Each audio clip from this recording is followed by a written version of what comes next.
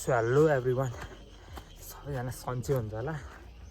म पनि एकदमै सन्चै नै छु होइन।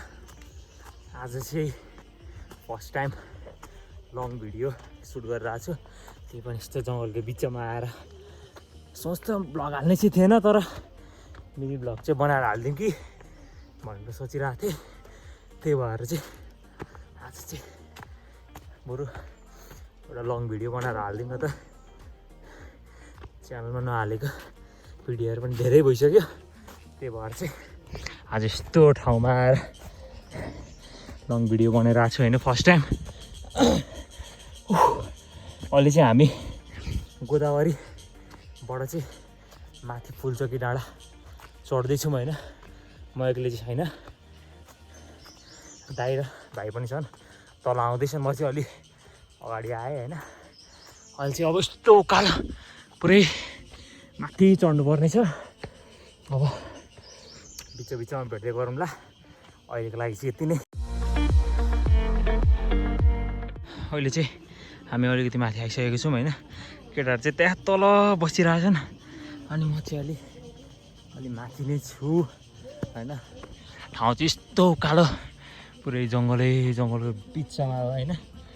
तर अलिकति डर पनि लागिरहेछ, कतैमा जनावर त आउने होइन। जाँदै गरौँ, कहाँसम्म पुगिन्छ। केटाहरू चाहिँ गलेर धेरै नहिँड्दै गर्दाखेरि चाहिँ सकेका छैनन्। अब मेरो स्टेमिना अझै छ, लिक्ते भए पनि, बट अगाडि गएर भेट्ने छु फेरि पनि।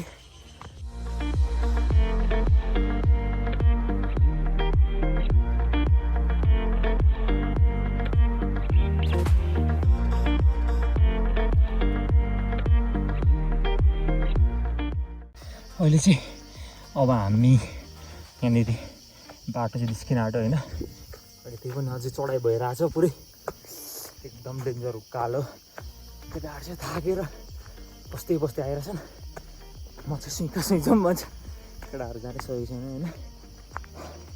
एकदम डेन्जर भिर पाखा उकालो, बहुत मजा आइरहेछ। सिधै बाटो निस्केपछि भेटौँला।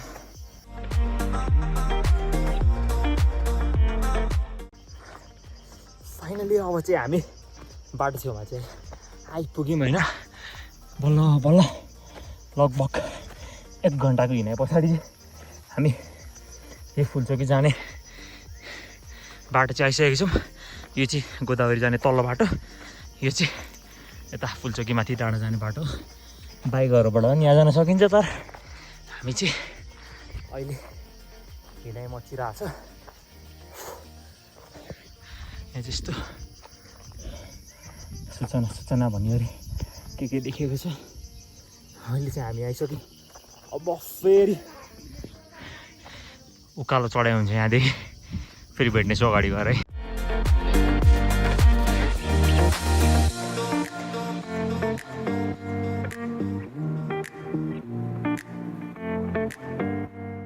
अहिले चाहिँ हामी अलि माथि आइसकिसक्यौँ होइन।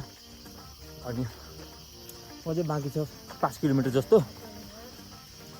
भ्यू चाहिँ पछाडि यस्तो डेन्जर आइरहेछ, मजा आइरहेछ हिँड्दै जान। अघि चाहिँ जङ्गलको बाटो थियो, सिडी जस्तो बाटो थियो। अहिले चाहिँ हामी माथि चढ्ने बाटोबाट चाहिँ हाइवे जस्तै यो बाटोबाट जाँदैछौँ। यहाँबाट चाहिँ तल मार्बल डाँडाको भ्यू तल देखिरहेछ है। अहिले चाहिँ हामी आधी बाटो चाहिँ आइसकिसकेको छौँ होइन। अलिकति माथि चढ्नु पर्ने छ, यस्तै हो। हामी चाहिँ यता सर्टकट बाटोबाट आयौँ। भाइ चाहिँ यताबाट आउँछु भनेर गएको थियो, अहिलेसम्म देखिँदैन। यताबाट चाहिँ बाटो आउँदा चाहिँ अलिक गाह्रो पर्छ। यता सर्टकट बाटो छ, त्यहाँबाट आउँदा चाहिँ अलिक सजिलो हुन्छ। अहिले चाहिँ आधी बाटो आएर एकछिन अब यहाँ रेस्ट गरेर चाहिँ हामी फेरि अगाडि बढ्नु छ। यतै गरौँ होला। अहिले चाहिँ हामी यहाँ आउँदा यहाँ बाटोमा चाहिँ लाली गुराँस भेट्यो। भाइलाई टिप्न लगाउन आँटेको, टिप्नु त हुँदैन भन्छ नि, त्यही पनि प्रयास जारी छ। लाग्यो फुल्लाई तर झरेन। घरि हाफ प्यान्ट घरि प्यान्ट है। यता त फेरि रमाइलो भइरहेछ। यत्रो फर्स्ट टाइम चढेको क्या।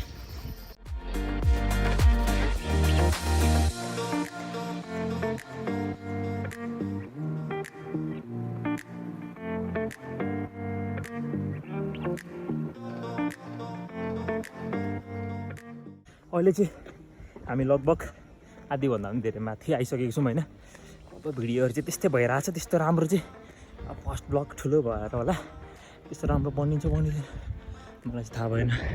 बट अहिले हामी चाहिँ अलि माथि आइसकिसक्यौँ होइन। यहाँ चाहिँ सानो पसल पनि रहेछ। यहाँदेखि चाहिँ भनौँ काठमाडौँ भ्यालीको पुरै भ्यू देखिन्छ। बट अहिले देखिन्छ देखिँदैन वेदर राम्रो नभएर।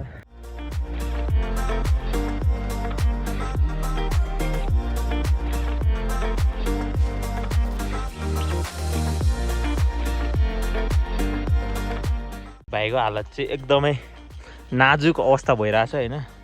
त्यही पनि यहाँ अलिकति कष्ट गर्दै चढिरहेछ। उकालो चाहिँ एकदमै भयङ्कर खालको उकालो छ होइन।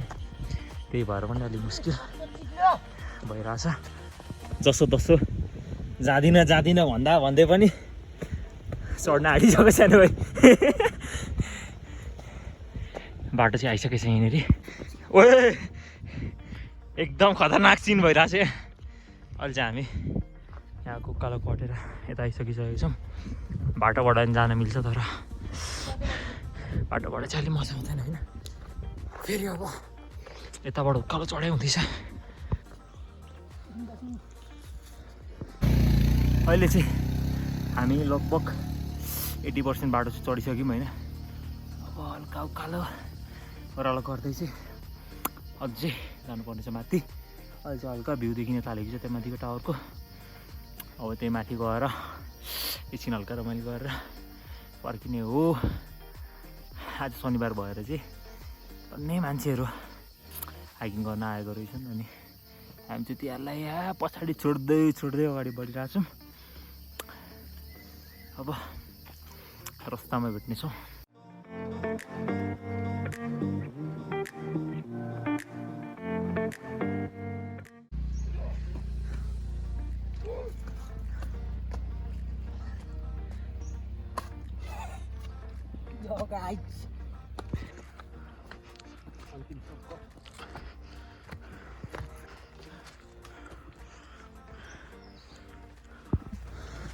Kemana minta? Woi, borlas.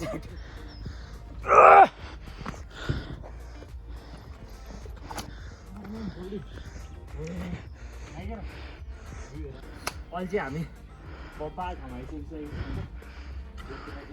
गएको पाहाड जस्तो छ। बिचमा चाहिँ सानो गल्ली।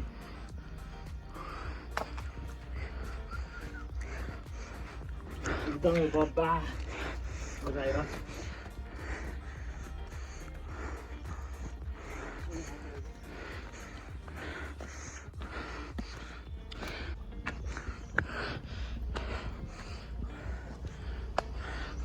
गाइज मेरो चाहिँ होइन पसिना भएर म मर्न आँटिसकेँ। फाइनल राइड भने जस्तो भइसक्यो। फाइनली यहाँ आइपुग्यो। उ गाइज यसरी चप्पलमा कोही आउन सक्छ यस्तो ठाउँमा। अहिले चाहिँ अब हामी लगभग आधीभन्दा नि धेरै माथि आइसकिसक्यौँ होइन। लगभग 2 किलोमिटरमा चाहिँ अब पुगिन्छ ठ्याक्क हाम्रो डेस्टिनेसन। त्यस पछाडि फर्काइ हुन्छ। अहिले चाहिँ हिँडाइ डह्रो मचिरहेछ। केटाहरू पछाडि आउँदैछन्। म चाहिँ अहिले अगाडि छु।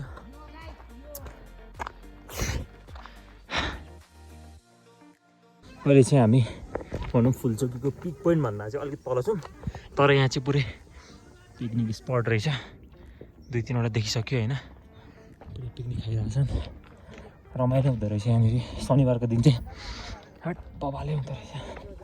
अबको केही मिनटमा हामी चाहिँ हाम्रो डेस्टिनेसनमा पुग्छौँ होइन। त्यस पछाडि कुराकानी गरौँला। Enjoy the time laughs.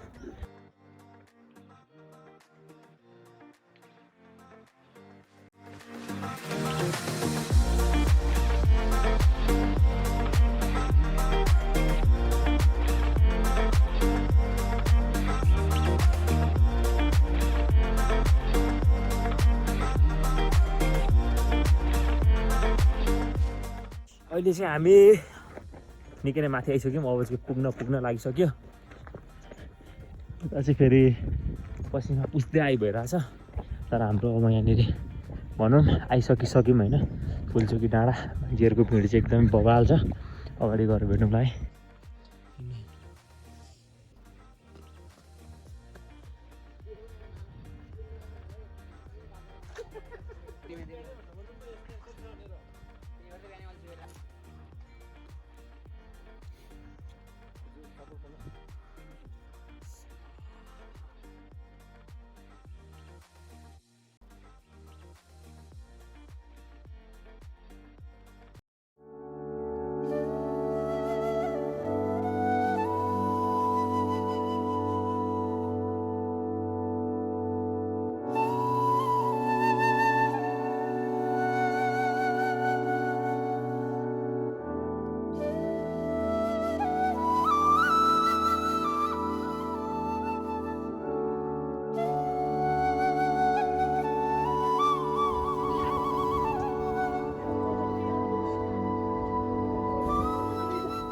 अहिले चाहिँ हाम्रो पिक पोइन्ट फुलचोकी डाँडा यता मन्दिर आइसकिसकेको छौँ होइन क्यामेराम्यान बनेर आएको अहिले भर्खरै होइन हामी पनि यसो फोटोसोटो खिचेर हामी पनि जाने यहाँदेखि यहाँ चाहिँ यस्तो बब्बा अब चाहिँ यहाँनिर हामी पूजा गरिसक्यौँ होइन अब सायद अब तल जानुपर्छ होला मान्छेहरू चाहिँ टन्नै आउनुहुँदो रहेछ क्या पुरै भिड यहाँनिर पूजा गर्नेदेखि लिएर होइन तलतिर झन् पुरै भिड छ अब हामी पनि तल उत्रिने अहिले चाहिँ अब हामी पुरै घुमेर माथि गएर आइसकिसकेको छौँ होइन अब आजको लागि चाहिँ अब यति नै गरौँला फेरि अब अर्को ब्लग यदि ठुलो बनाइछु भने बनाउँछु होइन अहिले चाहिँ अब हामी पनि अब लाग्यो घरतिर घुमघाम गरियो यसो हल्का खुट्टाको एक्सर्साइज जे भने पनि होइन अब यति नै फेरि भेट्नेछु अर्को भिडियोमा thank you for watching by